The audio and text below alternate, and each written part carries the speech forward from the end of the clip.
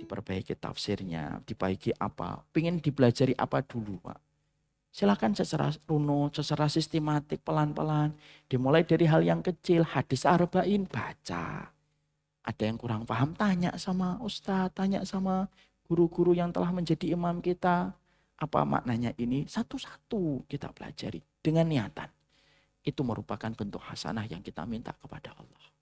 Ada orang, kata para ulama di dalam ayat ini, surat Al-Baqarah 201. Ada orang yang merasa hidupnya sudah mendapatkan hasanah.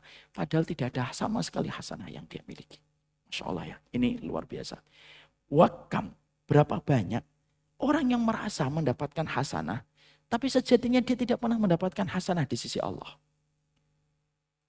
Ketika dia tidak pernah mengevaluasi di dalam proses dia belajar. Ini yang kita harus mengerti. Semoga kita tidak menikmati kebutuhan.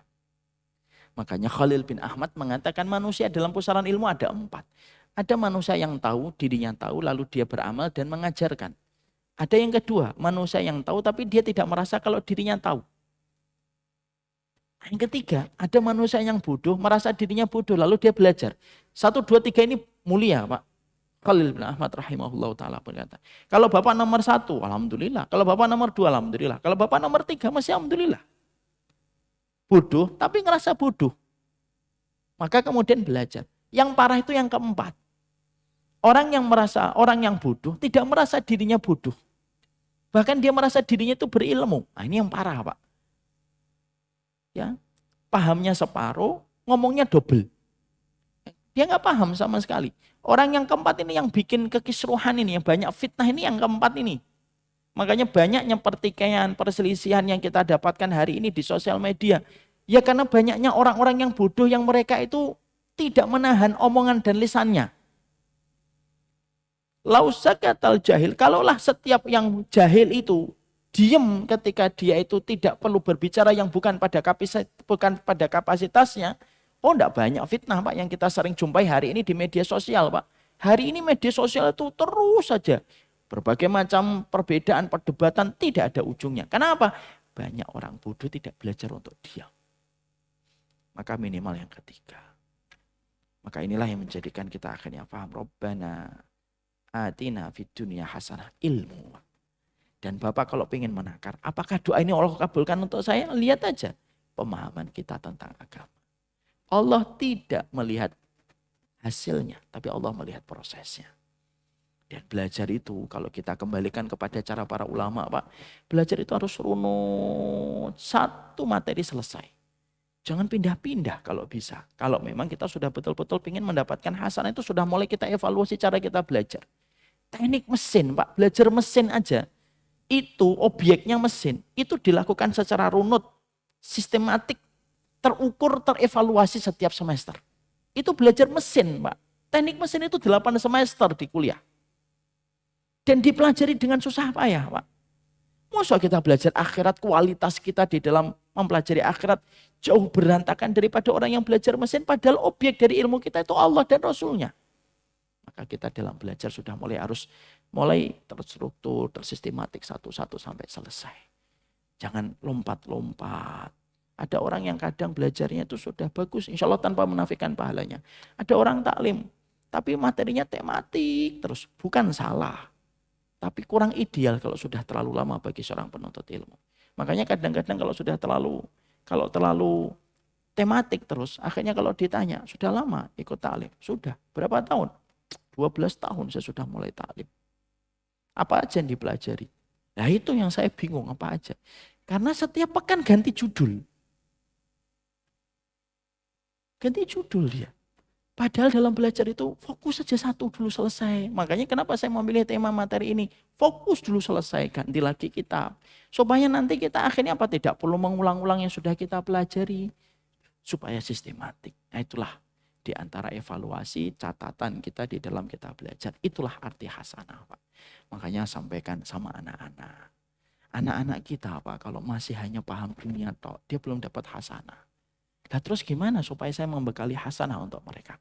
Bapak harus mulai menyampaikan kepada mereka akidah Ahlussunnah wal Jamaah itu apa. Bagaimana syaratnya la ilaha illallah itu apa? Pembatalnya la ilaha illallah itu apa? Tauhid itu apa? Itu kewajiban seorang bapak. Kalau bapak merasa tidak mampu menerangkan itu, bapak cari cara dan metode yang sesuai dengan kepribadian anak bapak. Temukan dengan orang yang dia respect untuk menyampaikan itu. Bawalah dia sekali-kali ke pondok, Pak. Yang namanya liburan itu jangan terus ke tempat-tempat wisata. Sekali-kali kita bawa ke pondok. Hidup ala santri bersama dengan para santri dan para ustadz. Kita ini sesekali nanti kita bareng-bareng yuk Pak, kita ke pondok mana kita pilih. Kita mengajukan permohonan supaya kita nyantri dari Jumat, Sabtu, Ahad. Hidupnya kayak santri selama 3 hari. Makan para santri, kita belajar 3 hari satu kitab mungkin yang ringan. 40 hadis arba'in. Tidak apa-apa, Allah kan nggak melihat hasil. Yang penting proses kebaikan itu mulai kita rajut dan mulai kita rangkai. Anak-anak juga harus diajak gitu. Saya masih ingat caranya Bapak dulu. Allah yarham. Maaf ya kalau kurang berkenan nggak apa-apa, saya cerita aja. Saya dulu ketika habis SD, SMP, itu saya ditanya sama bapak, mau ke pondok? Enggak mau saya ke pondok, saya maunya ke sekolah negeri. Ditanya lagi, mau ke pondok? Enggak mau, saya maunya ke sekolah negeri. Caranya bapak saat itu adalah ngajak saya. Pas bapak ada rezeki, ngajak. Saya pernah dibawa ke Jawa Timur, ke Gontor pernah. Dibawa ke beberapa pondok. Baru ketika saya kelas 3 SMP, kemudian saya ditanya kembali mau ke pondok. Itu pun jawabannya masih tetap mau ke sekolah negeri juga. Sampai pada satu waktu, bapak nanya kepada saya habis maghrib. Tidak tahu apa yang beliau sampaikan, tapi saya lupa. Tapi saat itu saya nangis gitu dan berkata, bismillah Pak, saya mau ke pondok. Tapi salah satu metode yang saya akan tiru dari bapak saya itu apa? Membiasakan anak saya berkenalan dengan para penuntut ilmu. Yang mungkin ketika di rumah, di kompleknya dia tidak pernah mendapatkan gambaran itu. Dan itu salah satu metode. Itulah hasanah yang harus kita bekali untuk anak kita. Kalau anak kita Pak tidak paham akidah, tidak paham tauhid, tidak paham sunnah, tidak paham pembatal keislaman. Ya Allah Pak, kita hanya mendapatkan apa? Mendapatkan pahala dari merawatnya, tapi tidak mendapatkan keberkahan dari kebaikan hasanahnya. Dan itu akan menjadi rugi dalam kehidupan di akhirat. Ingat loh Pak, kan, mari kita renungkan yang menjadi penutup kajian kita. Mari kita merenungkan perkataan dari Imam Malik bin Anas. Inna hadal ilm lahmuka wadamuka wa anhu tus'alu yaumal qiyamah. Ilmu yang kamu ketahui tentang Allah dan Rasul itu ibaratnya darah dan dagingmu. Wa anhu tus'alu yaumal qiyamah. Dan itu kamu akan ditanya oleh Allah nanti pada waktu hari kiamat. Jadi kita akan ditanya seberapa besar kita dulu memahami Allah ketika hidup di dunia. Bukankah itu materi dasar kan, basic? Bukankah kita kalau masuk sebuah universitas ada ospek untuk memahami universitas yang kita masuk di dalamnya? Maka dalam pengadilan Allah, yang pertama kali yang ditanya itu ilmunya. Sama dengan anak-anak kita Pak. Anak-anak kita akan ditanya oleh Allah. Ilmunya dia tentang Allah dan Rasulnya ditanya dulu. Dan ketika mereka tidak bisa memberikan jawaban, semoga anak-anak kita tidak berkata, ini karena orang tua saya tidak ngajarin saya tentang ini ya Allah. Moga-moga tidak ada itu terjadi pada kehidupan kelak di akhirat.